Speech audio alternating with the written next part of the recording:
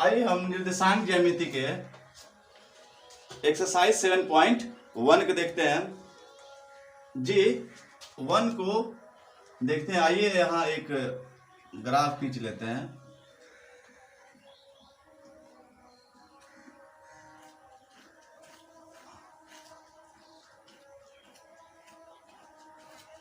जी आप जानते हैं यहाँ यह है मूल बिंदु जिसे आप O से व्यक्त करते हैं। मूल बिंदु के दाहिने तरफ जो x का मान है x अक्ष हो गया या y अक्ष, या y1 या yx1। यहाँ x का मान धनात्मक 1 2 3 4 5 6 7 8 9 10। लेफ्ट साइड जाइएगा ना तो x का मान हमेशा ऋणात्मक होता है। -1 -2 -3 -4 -5 -6 -7 -8 -9 और -10। जी इसके ऊपर चलिए, ये हो जाएगा आपका, बोलिए 1 2 3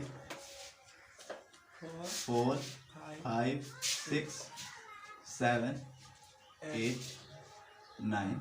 नीचे चलिए -1 -2 -3 -4 -5 -6 -7 -8 -9। जी आप एक ग्राफ बना लिए। यहाँ एक ग्राफ बनकर तैयार। जी आप जानते हैं कि कोई समतल में कोई बिंदु कहाँ स्थित है, उसकी स्थिति बताने के लिए आप इन 4 पादों का इस्तेमाल करते हैं, जिसमें प्रथम पाद को का जो चिन्ह होता है वो होता है प्लस प्लस, द्वितीय पाद का चिन्ह होता है माइनस प्लस, तृतीय पाद का चिन्ह होता है, बोलिए माइनस, और चतुर्थ पाद का चिन्ह होता है प्लस माइनस। तो आइए ना अब हम बात करते हैं एक्सरसाइज 7.1 का क्वेश्चन नंबर 1 का। जी क्वेश्चन नंबर 1 दिया है, बोलिए 10, जी पहला दिया हुआ है 10, -3 10, -3। जी आप देख रहे हैं किसी बिंदु में इसका जो नियामक होगा ना, इसका जो मान, पहला मान x का होता है और दूसरा मान y का होता है। हम मान लेते हैं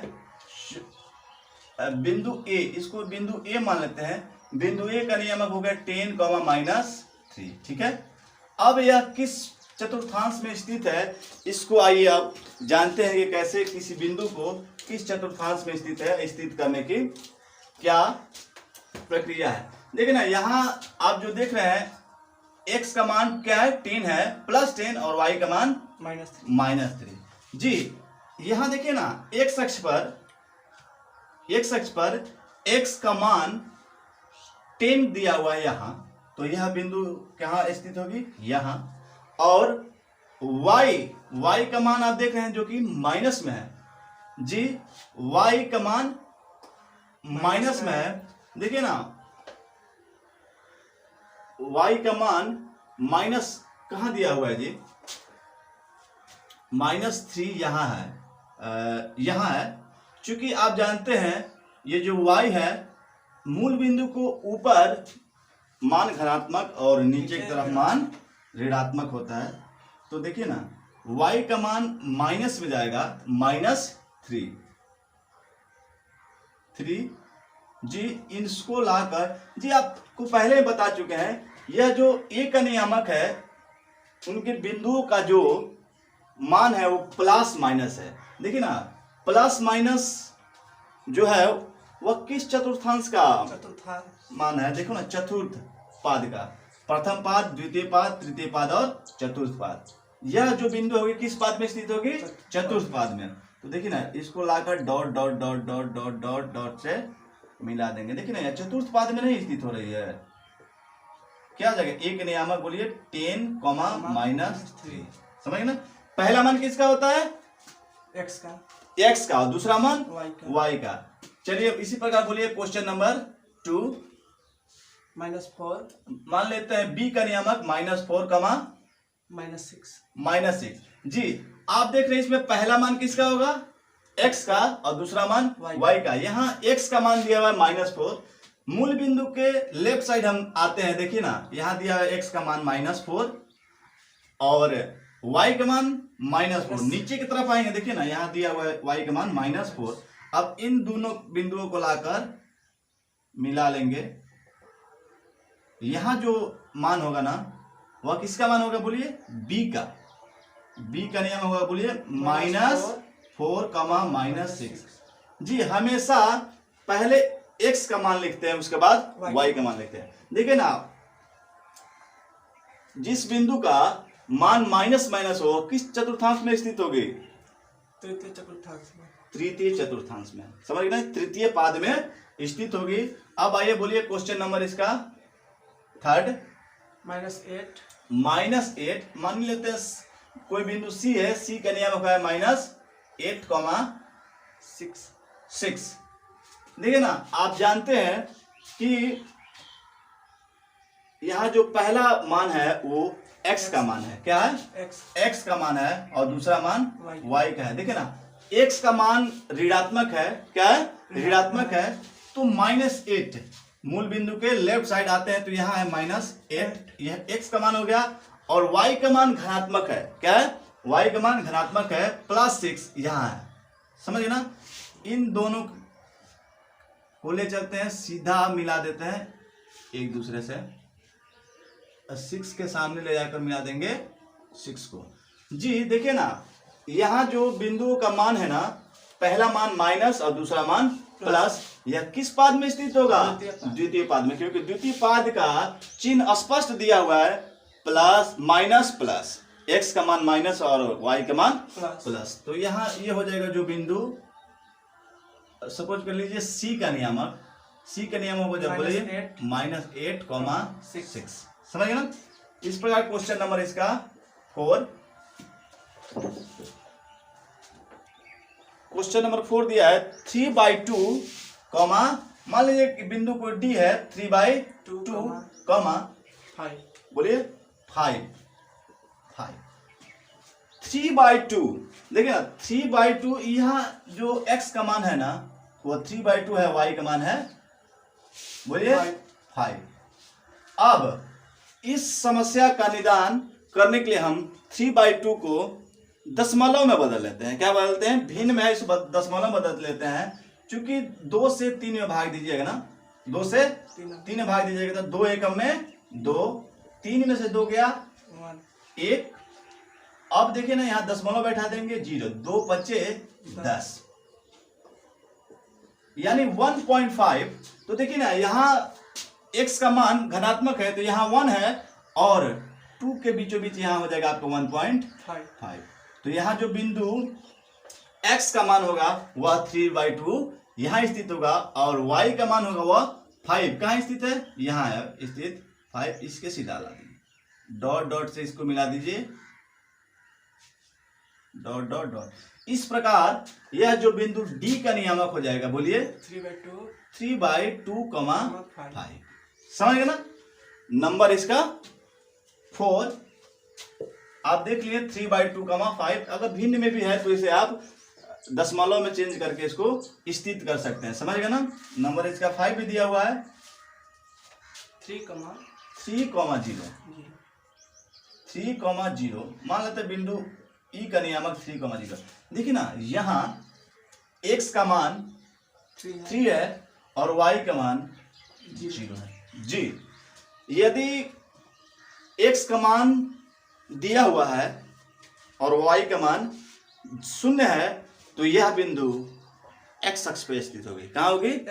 x अक्ष पर स्थित होगी, जहां x का मान 3 है, घनात्मक क्या है, घनात्मक। घनात्मक है, घनात्मक 3 है, तो यह बिंदु कहाँ स्थित होगी जी, यहाँ, इसलिए बिंदु ई का नियामक हो जाएगा, बोलिए 3, 3, 0। समझ गए ना। अगर सपोज करिए इसका क्वेश्चन नंबर 6, बोलिए क्वेश्चन नंबर 6, 5, एफ का नियामक 0,5 जी। यहाँ आप देख रहे हैं ये जो पहला मान होता है किसका होता है, x का, और दूसरा मान y का जी। यहाँ x का मान 0 दिया हुआ है और y का मान 5 दिया हुआ है जी। नियम होता है ना कि यदि किसी बिंदु में अगर x का मान 0 हो और y का मान दिया हुआ हो तो वह बिंदु y अक्ष पर स्थित होगी, जहां y का मान धनात्मक हो। क्या हो, y का मान धनात्मक हो। आप जानते हैं कि मूल बिंदु के ऊपर की तरफ y का मान धनात्मक और नीचे की तरफ y का मान ऋणात्मक होता है। तो यहाँ x का मान 0 है और y का मान दिया हुआ है, तो यह बिंदु किस अक्ष पर स्थित होगी, y अक्ष पर। कहाँ, जहाँ y का मान 5 धनात्मक 5। तो देखिए ना, जहाँ 5 है तो यह बिंदु मान लेते हैं, बिंदु y के नियमक क्या हो जाएगा, 0,5।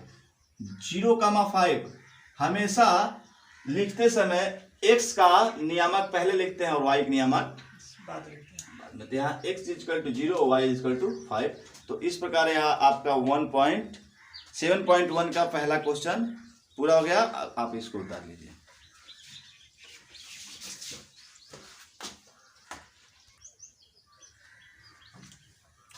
आइए अब हम 7.2 का क्वेश्चन नंबर 2 देखते हैं। पढ़िए क्वेश्चन को। निम्नलिखित बिंदुओं को आयताकार नियामक पद्धति कार्तीय निर्देशांक पद्धति में ग्राफ पेपर पर अंकित करें। ग्राफ पेपर पर अंकित करें जी। ग्राफ पेपर आप ले लीजिएगा। आइए ना, यहाँ एक ये जो रेखा होती है ना, इसे आप कौन सी रेखा कहते हैं, बोलिए। ये है आपका क्षैतिज रेखा, समझ गए ना। यह एक x हो गया, x1, और एक सीधी रेखा खींचेंगे हॉरिजेंटली, यह आपका हो गया y एक्सिस। क्या हो गया, y अक्ष, y1। ये जहाँ कटती है वहाँ यह मूल बिंदु है। क्या है, मूल बिंदु शो करते हैं O से। O के दाहिने तरफ आप जानते हैं इसका मान धनात्मक 1, 2, 3, 4, 5, 6, 7, 8 ... ठीक है। लेफ्ट साइड -1, -2, -3, -4, -5, -6, -7, -8 ... ठीक है। ऊपर की तरफ जाएंगे तो +1, 2, 3, 4, 5, 6, 7, 8। नीचे की तरफ जाएंगे -1, -2, -3, -4, -5, -6, -7, -8 ... समझ गए ना। y के नीचे का जो मूल बिंदु को नीचे का होता है, y का मान ऋणात्मक, ऊपर की तरफ धनात्मक। मूल बिंदु के दाहिने तरफ x का मान धनात्मक, बाएं तरफ x का मान ऋणात्मक। आइए कह रहा है, क्वेश्चन आपका कह रहा है कि निम्नलिखित बिंदुओं को आयताकार नियामक पद्धति में ग्राफ पेपर पर अंकित करें। आइए इसका क्वेश्चन नंबर पहला देखते हैं। क्वेश्चन नंबर फर्स्ट है, बोलिए। 2 का फर्स्ट 4,5 जी। यहाँ दिया हुआ है 4,5। मान लेते हैं कि यह बिंदु ए का नियामक है 4,5 जी। आप जानते हैं कि किसी बिंदु में जो पहला मान होता है वह x का होता है और दूसरा मान y का। तो यहाँ x का मान दिया हुआ है 4 और y का मान दिया हुआ है 5। आप जानते हैं कि किसी समतल में स्थित बिंदुओं का अगर मान निकालना हो और वह बिंदु कहाँ स्थित है, इसको जानने के लिए आप आइए इसका इस्तेमाल करते हैं। तो जी यहाँ x का मान दिया हुआ है 4, तो देखिए ना, x का मान यहाँ धनात्मक क्या है, 4 यहाँ है, और y का मान क्या है, धनात्मक में 5। तो देखिए ना, 5 कहाँ दिया हुआ है, 5 यहाँ दिया है। तो इसके लाकर सीधे यहाँ इसको यहाँ रख देंगे तो 5 जी। यहाँ आइए ना अब इसको मिला दें, क्योंकि आयताकार पद्धति में कह रहा है मिलाने के लिए। क्या कर रहा है? तो आइए देखना, यह एक आयत का यहाँ फॉर्मेशन हो गया ना, तो यह बिंदु ए का नियामक हो जाएगा। बोलिए 4,5। बोलिए क्वेश्चन है इसका 2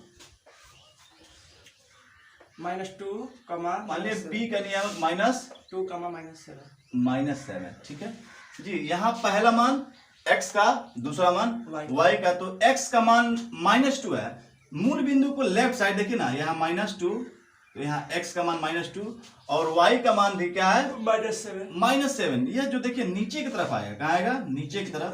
तो यह बिंदु इन यहाँ लाकर मिला देंगे और इसे स्केल उठाएंगे और मिला देंगे, समझ गए ना। तो यहाँ हो गया बिंदु B का नियामक -2, -7। क्वेश्चन नंबर इसका 3 दिया है। बोलिए 6, -2। 6, -2। जी सपोज कर लेते हैं बिंदु C का नियामक हो गया C, -2। यहाँ x का मान धनात्मक है, तो 6 कहाँ स्थित है? x का मान 6 यहाँ स्थित है और y का मान -2 नीचे की तरफ आएंगे, यहाँ सीधा इसके नीचे की तरफ, तो y का मान -2। स्केल उठाएंगे, और दोनों को मिला देंगे। यहाँ एक आयताकार बन गया और यह जो नियामक होगा किसका होगा? C का नियामक 6, -2। नंबर इसका बोलिए 4, -4, 2। जी मान लेते हैं बिंदु D है जिसका नियामक है -4, 2।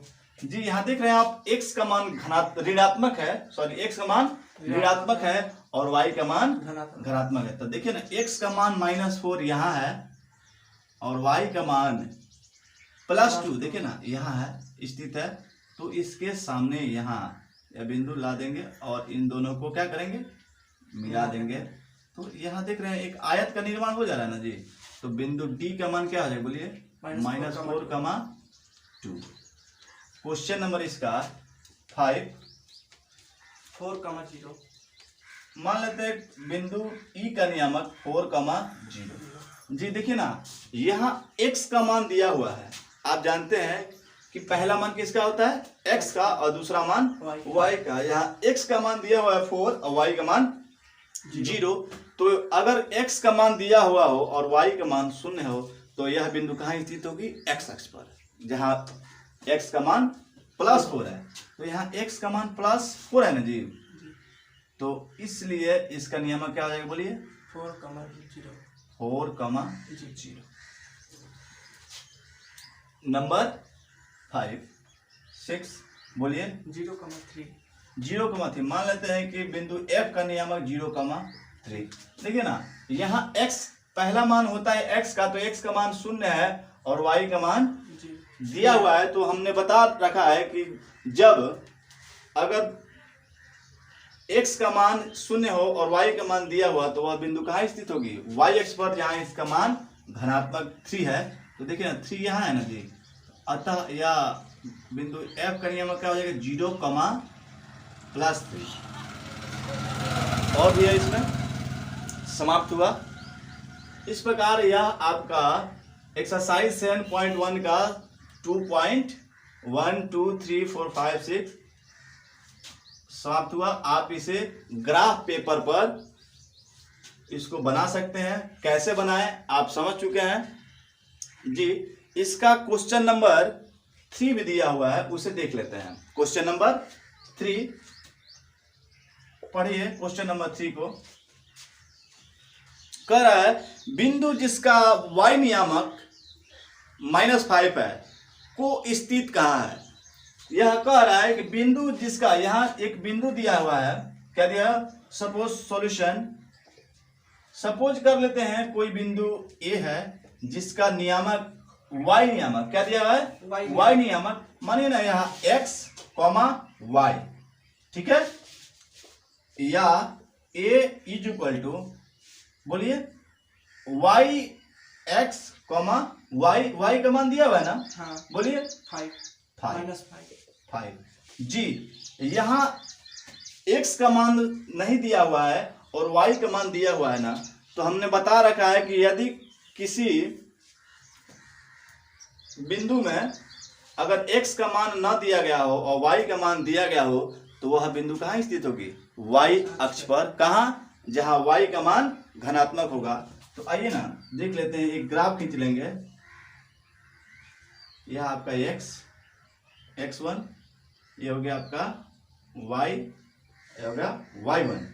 मूल बिंदु 1 2 3 4 5, 1 2 3 4 5, ऊपर जाएगा -1 -2 -3 -4 -5, -5 कर दीजिए x माइनस।